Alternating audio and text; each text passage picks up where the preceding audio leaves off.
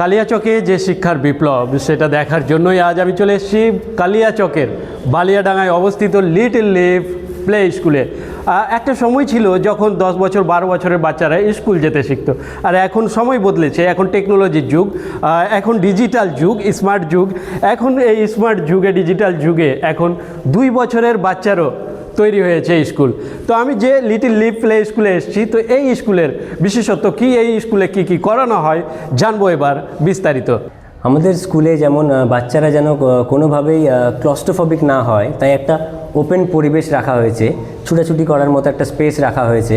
ছোট মানে যেমন ওরা বাধা যেন না ফিল করে কোথাও, ওই জন্য একটু গ্রিনারির জন্যে গ্রাস ম্যাট রাখা হয়েছে। এখানে যেরকম ওদের ফিজিক্যাল যেমন সেন্সারি মোটর যেন কাজ করে, ফিজিক্যাল এগুলো যেন জাস্ট রাখা হয়েছে। ওরা সবসময় ট্রাই করে উপরে ওঠার, তো এখানে এগুলো থেকে ওদের ফিজিক্যাল স্ট্রেংথটা আসে। তারপরে এই জিনিসগুলোতে ওয়ালে ওদেরকে যেন গেম হিসেবে পড়ানো হয়, 1 কি 2 কি। তারপরে এদিকে যেমন আছে আপনার এই কালার কোডগুলো শেখানো হয়। খেলতে খেলতেই বাচ্চারা এখানে ট্র্যাম্পোলিনে লাফাচ্ছে, হয়তো আমি ওদেরকে জিজ্ঞেস করছি এখানে কি কি কালার আছে, কালার সেন্সটা এখান থেকে আসে। তারপরে ওদিকে শেপসগুলো দেখানো হয়, যেন এইসব খেলতে খেলতে যেন ওরা বোর ফিল না হয়, ওদের যেন মনে না হয় যেন ওরা স্কুলে পড়তে গেছে, ওরা জাস্ট জানে আমরা খেলতে যাচ্ছি। ওইরকমভাবে এখানে এদেরকে শেপসগুলো বোঝানো হয়। এদিকে মান্থ, উইক, সিজন, এই জিনিসগুলো যেমন ডেইলি আমরা বলতে থাকি যেটা কী মান্থ আছে আজকে, এখান থেকে দেখে নিই আমরা ডিসেম্বর চলছে, কী দিন, কোন দিনটা আমরা দেখে নিই ইংলিশে বাংলাতে। তারপরে কী সিজন চলছে, সিজনের ব্যাপারে আইডিয়াটাও এখান থেকে দিয়ে দিই আমরা। খেলতে খেলতে এই জিনিসগুলো মোটামুটি একটা আইডিয়া পেয়ে যায় ওই 2-2.5 বছরের বাচ্চারাই। এটা কি ইংলিশ মিডিয়াম? হ্যাঁ, এটা অ্যাকচুয়ালি প্রপার ইংলিশ মিডিয়াম। তো এবার ওদেরকে যেমন কি ছোটোবেলা থেকে ওরা যদি যেগুলো কানে শুনে, সেই জিনিসগুলো ওদের ব্যাক অফ দ্য মাইন্ড চলতে থাকে। তাই ওদেরকে আমরা ট্রাই করি যেন ছোটো ছোটো ইংলিশ ওয়ার্ড শুনতে থাকে, তাতে ওরা শিখতে পারে।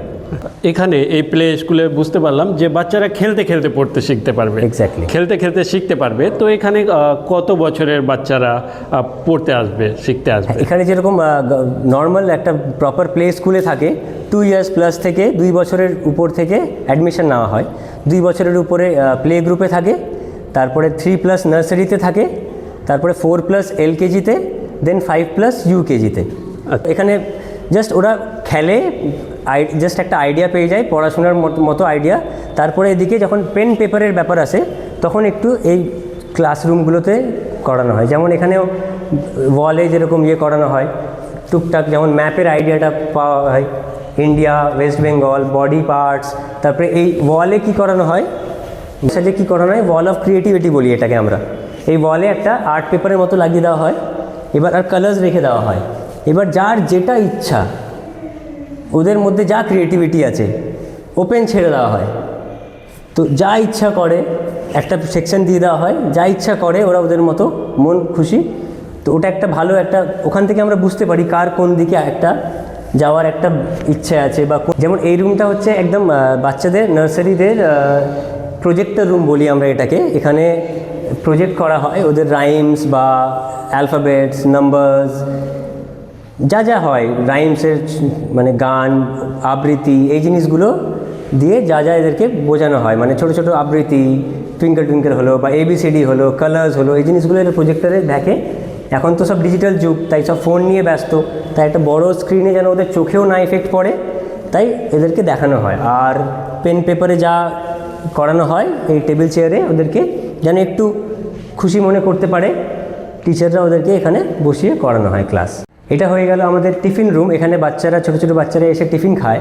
তো এখানে আমি সবসময় ওদেরকে বলি কোনটা হেলদি ফুড, কোনটা আনহেলদি ফুড, চকলেট, চিপস এগুলো খেতে নেই, এই জিনিসগুলো। ওই জন্য এদেরকে ছবি দিয়ে বলে দেওয়া হয় যে এটা একটা আনহেলদি ফুড, এটা হেলদি ফুড।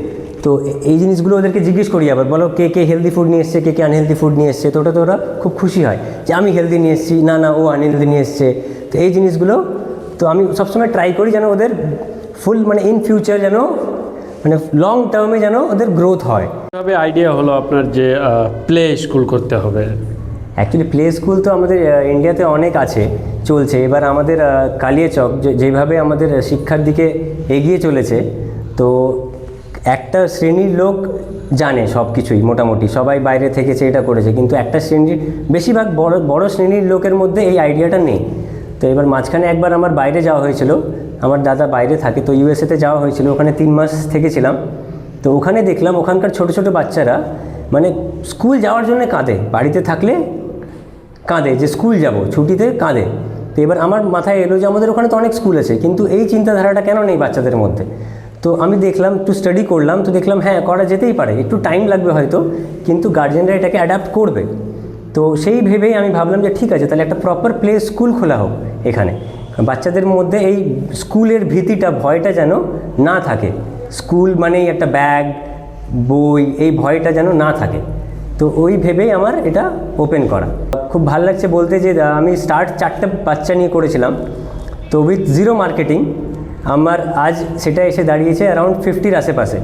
তো আমি গার্জেনদের কাছে অনেক থ্যাঙ্কফুল, ওনারা বলেছেন, আমাকে সাপোর্ট করেছেন, সবাই বলেছে হ্যাঁ ওখানে পাঠাও, ওখানে ভালো, এই করে করে ওয়ার্ড অফ মাউথ পাবলিসিটিতেই যা হয়েছে আজ অবধি। তো এই ভর্তির প্রক্রিয়া কি রয়েছে? ভর্তির প্রক্রিয়া সিম্পল, কিছুই না, জাস্ট আসবেন গার্জেনরা, এসে আমাদের ইনফরমেশান নেবে।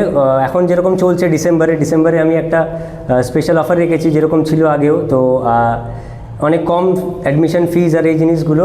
তারপরে আমাকে সময়ের সাথে চলতে হবে, তাই জানুয়ারি থেকে আমাকে অন্য স্কুলের মতো একটা আবার ফিজ স্ট্রাকচার আনতে হবে। তো এই ডিসেম্বর অবধি আমি একটা নর্মাল ফিজ রেখেছি, অনেক কমের মধ্যেই।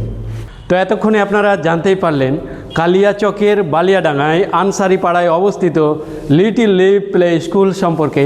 তো আজকের মতো এই পর্যন্তই। ভালো থাকবেন, সুস্থ থাকবেন, খোদা হাফেজ।